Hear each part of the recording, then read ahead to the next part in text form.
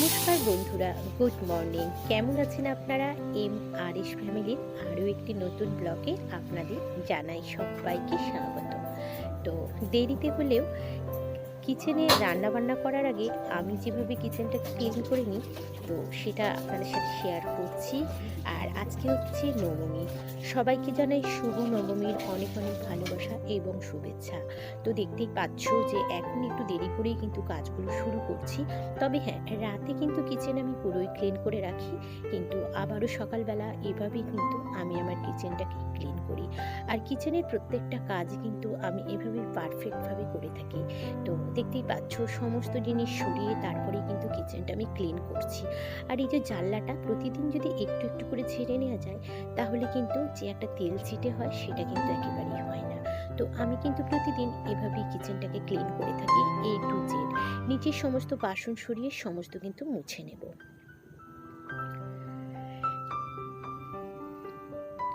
স্নান সেরে চলে এসেছি, তারপর বসিয়ে দিয়েছি চা। এখন চলছে বাঙালির সব থেকে বড় ফেস্টিভ্যাল, যেটা হচ্ছে দুর্গাপুজো। আর সেই দুর্গাপুজোরই আজকে হচ্ছে বলতে পারো শেষ দিন, যেটা হচ্ছে শুভ নবমী। তো সেই জন্যই আজকে কিন্তু হাজব্যান্ড ওয়াইফ একই সাথে কিচেনে আসা, আর এই কিচেনে একই সাথে নবমীর দিনটা কীভাবে এনজয় করবো সবটাই শেয়ার করব। তো সঙ্গে থাকুন। আর চাটা মোটামুটি খাওয়া হয়ে গেছে, সবাইকে দিয়েছি। আর এখন চলছে আমার পুজো করার পর্ব। পুজোটা সেরেই চটপট চলে যাব কিন্তু আবারও কিচেনে, তার কারণ আজকে নবমী। আর আমাদের বাঙালির সবথেকে বড় ফেস্টিভ্যাল হচ্ছে দুর্গাপুজো। আর এই দিনটা বাঙালির ঘরে ঘরেই কিন্তু বেশ রান্না বান্নাটা একটু তোড়জোড়ভাবেই হয়। তো যাই হোক, চালটা অনেকক্ষণ আগেই ভিজিয়ে রেখেছিলাম স্নান সেরে। আর এখন এই তো দেখো ভাতটা বসিয়ে দিয়েছি। জলটা একটু গরম হয়ে গেছে, তারপর কিন্তু আমি চালটা দিয়ে দিচ্ছি। কিচেনে আমরা যারা বাড়ির গৃহবধূ, তো অনেক সময় দেখি অগোছালোভাবে সবাই কাজ করে। কিন্তু হ্যাঁ, কিচেনের কাজগুলো যদি একটু গুছিয়ে গাছিয়ে করা যায়, তাহলে কিন্তু কাজটাও যেরকম সুবিধা হয়, আর সংসারের রান্নাবান্নাগুলো করতেও কিন্তু এই আমাদের বাড়ির হাউসওয়াইফদের অনেকটাই এনার্জি কিন্তু আমরা পেয়ে যাই। আমার সাংসারিক কাজকর্ম চলছিল, আর হাজব্যান্ড তো চলে গিয়েছিল চা খেয়ে বাজারে। আর চলো, বাজার থেকে কি কি নিয়ে এসেছে সবটাই তোমাদের সাথে শেয়ার করছি। এখানে আছে দেখো জলপাই আছে, টমেটো আছে, তার সাথে আছে দেখো কাঁচা লঙ্কা, আর তার সাথে শসা। তো এই সমস্তগুলো সকালবেলা হাজব্যান্ড কিন্তু নিয়ে এসেছে, আর আমি ফাইনালি এখানে কিচেনেই বসে গেছি। তো এই সমস্তগুলো গোছগাছ করতে হবে।